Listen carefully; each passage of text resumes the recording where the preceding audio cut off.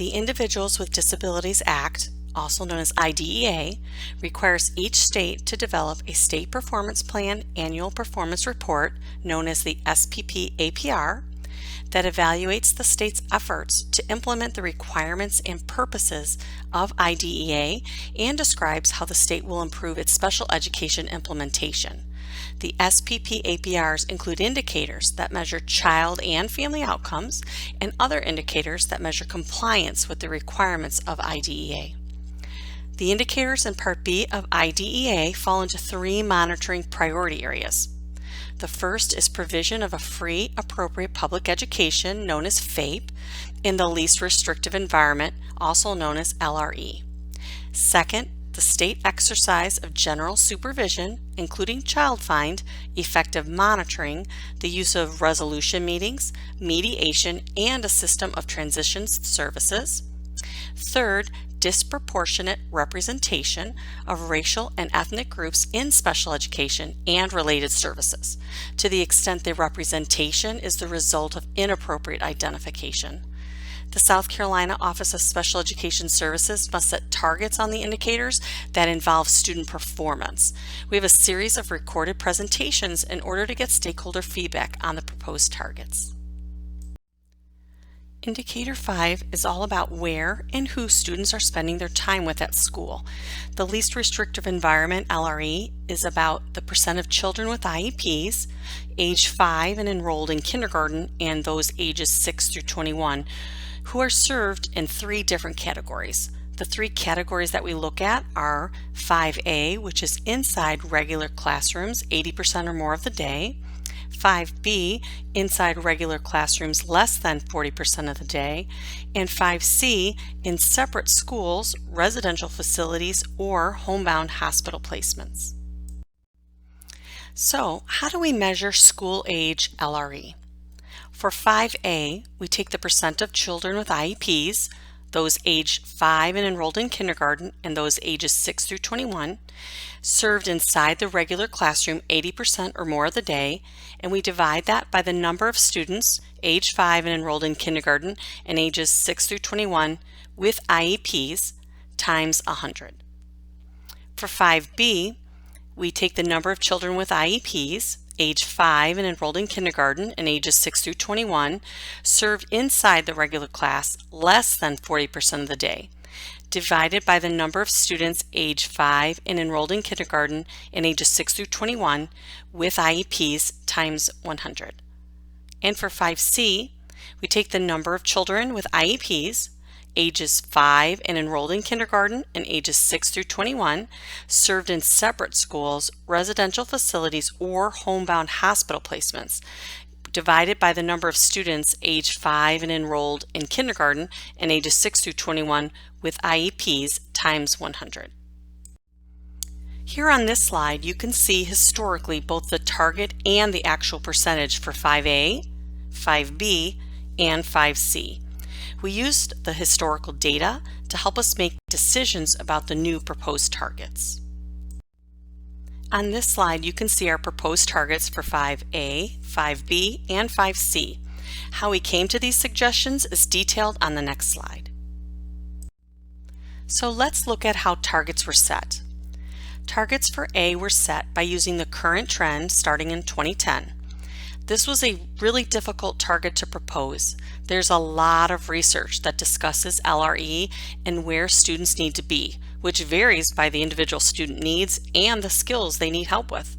For target A, we would like to propose staying with the current trend. Targets for B were set by using the current trend starting in 2010 minus half a standard deviation.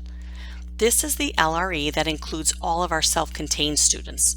There's a lot of research that says students need some time with same-age peers for reasons ranging from access to the grade level standards to learning social emotional skills from peers without disabilities. That is why we chose this part of Indicator 5 to focus on. With this target, the OSIS is proposing that the number of students who receive all of their education in an environment that only includes other students with disabilities needs to decrease. targets for C were set by decreasing the overall target by 0.01 per year. This is such a very small percentage of our students. The OSIS doesn't envision the need for this very small portion of the population to change dramatically. So, what are all the changes for 2020? The first will be a change of emphasis to 5B, which is the LRE for self-contained students. Second, we will be refocusing our LEA determinations so that they target 5B instead of 5A. And last, we will be changing from only including students ages 6 through 21 in Indicator 5 to now also including students age 5 and who are enrolled in kindergarten to this 6 through 21 age group.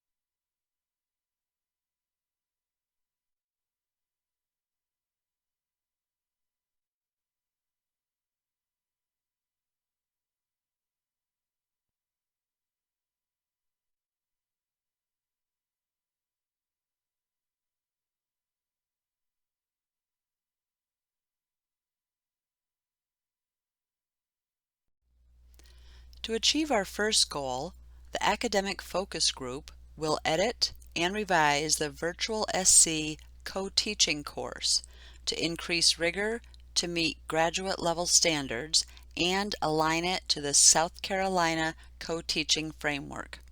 Secondly, we will build capacity at the LEA level through a train-the-trainer model. As we mentioned before, we set two goals to support progress toward increasing time students with disabilities spend in the general education environment. The second goal is that during the 2021-2022 school year, the Academic Focus Group within the Office of Special Education Services, OSIS, will develop and disseminate information on the considerations for determining a student's least restrictive environment to support LEAs in increasing the time students with disabilities spend in the general education environment. To achieve our second goal, the Academic Focus Group will continue researching considerations for determining a student's least restrictive environment. We will also create and compile informative materials to support IEP teams in determining a student's least restrictive environment. These materials will include LMS courses, webinars, and informational guidance. Our goal at OSIS is to provide the needed supports to districts, staff, and parents so that students will achieve the best possible outcomes academically, socially, and emotionally.